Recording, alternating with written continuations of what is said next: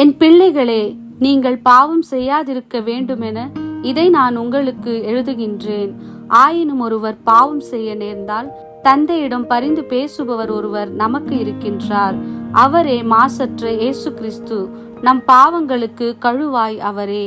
நம் பாவங்களுக்கு மட்டுமல்ல, அனைத்துலகின் பாவங்களுக்கும் கழுவாய் அவரே. நம் ஆண்டவராகிய இயேசு கிறிஸ்து தந்தையாகிய கடவுளிடம் நமக்காக பரிந்து பேசிக் கொண்டிருக்கின்றார்.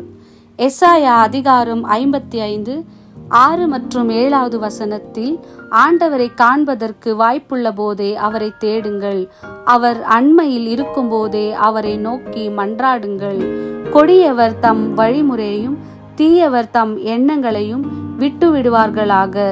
அவர்கள் ஆண்டவரிடம் திரும்பி வரட்டும், அவர் அவர்களுக்கு இரக்கம் காட்டுவார். அவர்கள் நம் கடவுளிடம் வரட்டும், ஏனெனில் மன்னிப்பதில் அவர் தாராள மனதினர். ஆம், நாம் இப்பொழுதே ஆண்டவர் பக்கமாக திரும்புவோம்.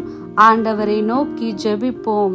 அவருக்கு பிடிக்காத அருவெருப்பான காரியங்களினாலும் அந்தரங்க பாவங்களினாலும் ஆண்டவரை விட்டு எவ்வளவு தூரமாக நாம் இருந்தாலும் நம் பாவத்தை அறிக்கையிட்டு மனம் மாறுவோம்.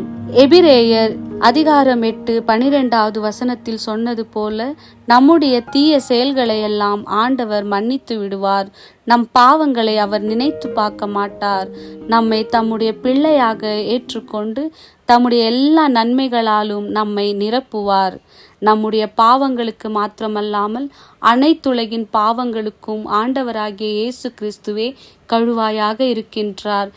எல்லா மக்களும் மீட்பு பெற ஆண்டவராகிய இயேசு கிறிஸ்துவின் நாமத்தை அன்றி வேறு எந்த நாமமும் கொடுக்கப்படவில்லை என்று எல்லா மக்களும் அறிந்து கொள்ள நாம் ஜெபிப்போம்.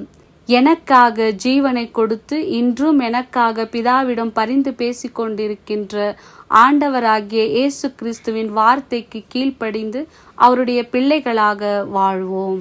ஆமேன்.